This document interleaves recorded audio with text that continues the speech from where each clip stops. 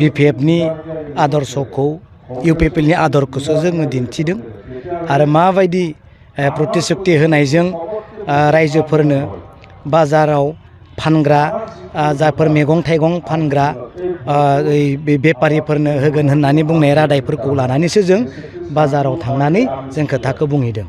बिब्दि जोङो गाज्रि इन्टेन्सआव जों थाङाखै, देरहानो थाखायनो रायजोनि सिङाव जोङो हाबनानैसो जों खामानिखौ मावदों।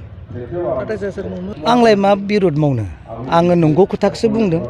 मानगोनां प्रमद बर' बिथांखौसो आं बुंदों। प्रमद बर' सारा जिबायदि खोथाफोरखौ बियो कमिटमेन्ट होबोदोंमोन, रायजोनो जाबायदि रादाय होबोदोंमोन, आं बेफोरखौसो बुंदों। दा आं मा बिरोध खालामदों नङा होमबा? बिटिआर कर्टनिथ' आं बिरोध खालामाखै, मानगोनां प्रमद बर'निथ' आं बिरोध खालामाखै।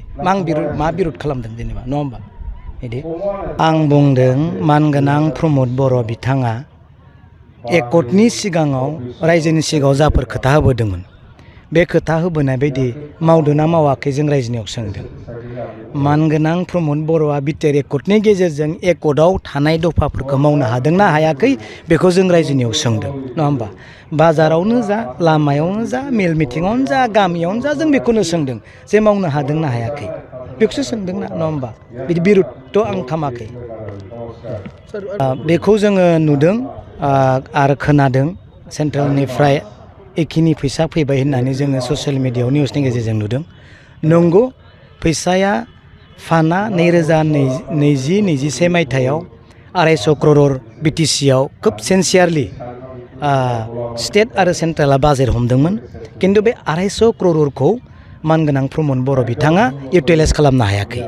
आं बिनि सोमोन्दै दा मोजाङै बुङा, फैबाय थानाय 12 तारिख एसेमब्लि दङ BTCआव, बिनि उनावसो आं बुंगोन फैसाया मानो फैयाखै, हरदोंमोनब्लाबो मा खालामदों आरो बेसेबां फैसा थांफिनदों आरो स्टेटआ जोंनो मा पेकेज होदों, पेकेजनि मुङाव बबे फैसाखौ नाम होदों, बिदिनो डिटेल्सखौ आङो 12 डिसेम्बरनि उनावसो बुंगोन। दा आं नोंथांमोननि गेजेराव दिनै बुङा, डकुमेन्टसा थायाब्ला आं बुङा, खारन आंनियाव गोबां डकुमेन्टस दङ, फैसा माबोरै थांफिनदों मा जादों बेफोरनि सोमोन्दै आं उनाव बुंगोन।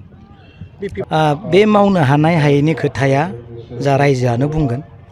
आं बुंदों जायफोराव दिनै प्रमद बर' बिथाङा जिरायनानै दङ बेफोरनो हाग्रामा महिलारि मावलांनाय, नाथाय दिनै एकर्टनि गेजेरजों मानगोनां प्रमद बर'आ जिफोरखौ मावनो होनना दायथ' लादों बेफोरखौ मावनो हायाखै होननानै आं बुंदों। खिन्थु लामा दालां सेन्ट ग्रेभेल माबा मोनसे माबा बनायनाय बिल्डिं बनायनाय बा कालभार बनायनाय बेफोरखौ मावाखै होनना आं प्रमद बर' बिथांनि गभर्नमेन्टखौ बुङाखै। नाथाय हाग्रामा महिलारिनि मावनाय आरो नैबे 5 बोसोर जानोसै UPPL दोलनि मावनाय आकाश पाताल पार्थक्य, बेखौ आं बुंनाय नङा, रायजोआनो बुंगोन, रायजोआनो नुदों, रायजोआनो साखि होगोन, आरो मा बुंबावनांगौ दङ। ससियेल मिडियायाव थांनाय फैनायखौ जों नुयो, UPPLनिफ्रायबो BPFआव थांदों, BJPनिफ्रायबो BPFआव फैदों, BPFनिफ्राय UPPL BJPआव सोरबा थांदों। नाथाय आङो बे साननैसो मा जादों, सोरनियाव मा थांनो नागिरदों आं बेखौ जेबो मोनथिया, मानोना आंहा आंनि मबाइलखौ फिसाज्लायानो लाना मबाइल गेम गेलेबाय थायो, मिथिबाय?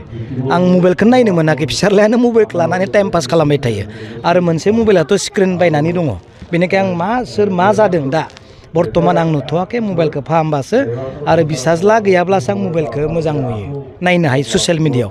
दा बेनिखायनो बर्थमानाव मा जादों आं बेखौ दा बुंनो हाया।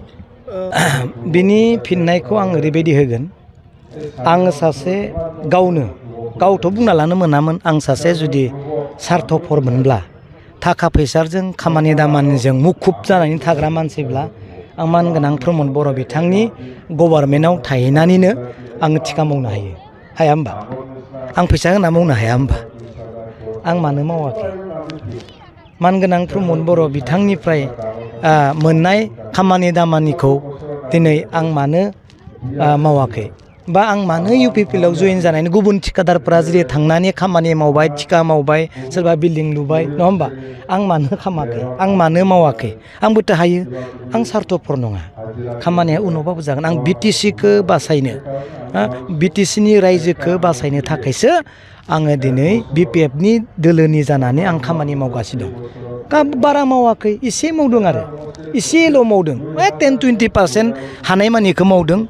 दा आरो एकर्ड जाबाय नालाय 5 बोसोर एकर्ड जाबाय 5 बोसोर बिसोरनो होनांगौ सरकार खुंनो होनांगौ आंनि मिथिनायाव जाय दोलोआ जाय आफादा एग्रिमेन्ट खालामो बे आफादनो 5 बोसोरनि मावनांगौनि पिरियडखौ होनाय जायो सेन्ट्रेल आरो स्टेटआ बिथांमोनखौ जेबो इन्टारफाय खालामा बिसोरो सालायनायनि मोनसे मोन्थायखौ होयो बेबायदिनो स्टेट आरो सेन्ट्रेला होबाय 5 बोसोर जानोसै जों मिथिखानानैबो जों नाजाबायब्रा जोङो 5 बोसोर बिसोरनो होथारनांगौ होननानै बिपिएफआ नाजायालासिनो थागोनबा थायाना जों बिनि एक्सपिरियेन्सखौ आरो रिफारेन्सखौ जों नुबोदों आरो खोनाबोदों फरायबोना मोनबोदों जे 5 बोसोर बिसोरनो सरकार खुंनो होनांगौ जाया दिनै एकर्ड खालामदों दा जोबनोसै बिनि उनाव जोंनि नेतृत्वआ आलादा जागोन बा आंनिबो नेतृत्वआ आलादा जागोन फैबाय थानायाव